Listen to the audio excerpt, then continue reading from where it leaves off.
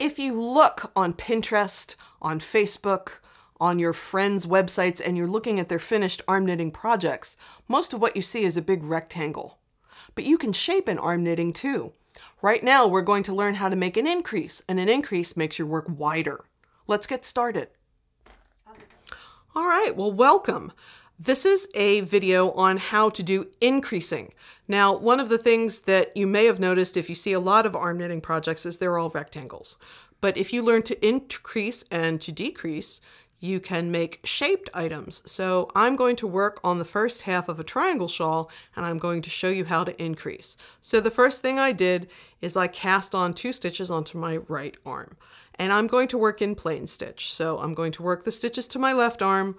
Because I am right-handed, I find it easier to increase when the stitches are on my left arm. You can do it the other way around if you're a lefty, or whichever way floats your boat. So I have 2 stitches on my left arm, and I want there to be 3. I want to increase 1.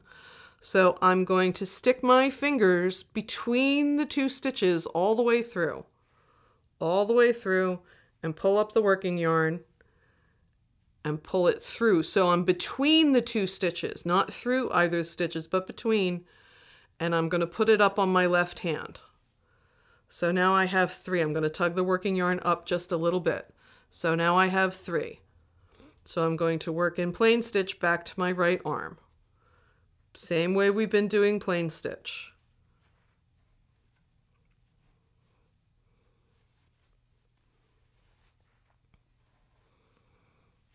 So now I have 3 stitches on my right arm because I increased 1.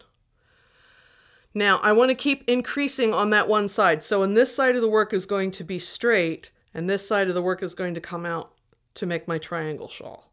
So still working in plain stitch, yarn goes front to back, slight twist. Feel free to go over the plain stitch videos to take a refresher if you need to.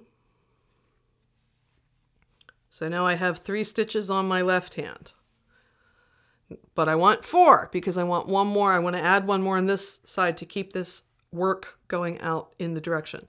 So once again, I'm going to, let me put my working yarn up at the table so it's easier to grab.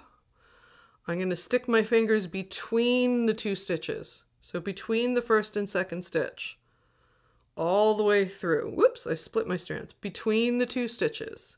And I'm going to grab that working yarn and pull it through, and I'm going to put it up on my left hand, and then I'm going to snug everything up. So now I have 4. Same thing working in plain stitch. I'm going to work across, get them back on my right hand.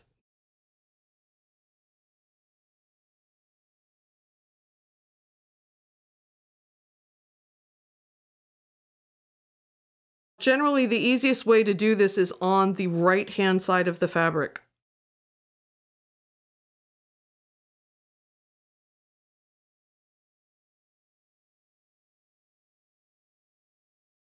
So working back to my left hand, I'm just working in the plain stitch.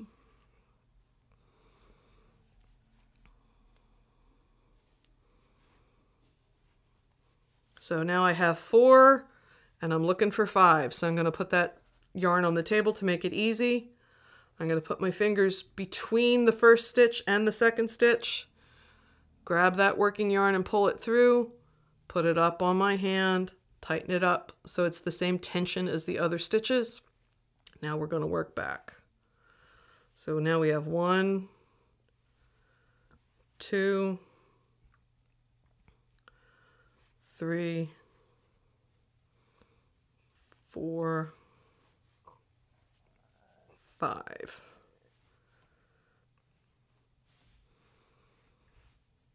So I'm going to see if I can lay this flat. I'm going to give this a little tug so all my increases lay nice. Okay, I took my working sample off my arm so we could see what was going on here.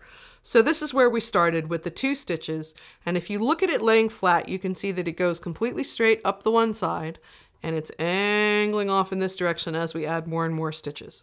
So if I wanted to make a scarf with a point on it, or a shawl with a point on it or something like that, I could keep increasing until I got the width that I wanted, and then just work even to the other side and bind off.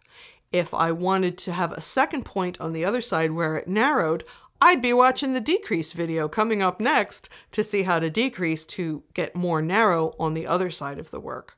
But you can see these little spaces where the new stitches came in, but then they just work right into the other stitches. So I have it going straight up here and I'm increasing here. For you to make the triangle shawl, you could keep going until you have maybe 12, 13, 14 stitches in increasing, and then check out the decrease video and see how to come back down to the point on the other side. Or of course, you can always pick up a copy of Simple and Stylish Arm Knitting from Design Originals, and the instructions for the triangle shawl are in there. Thanks so much for coming by. If you need any more information, please check out www.arm-knitting.com.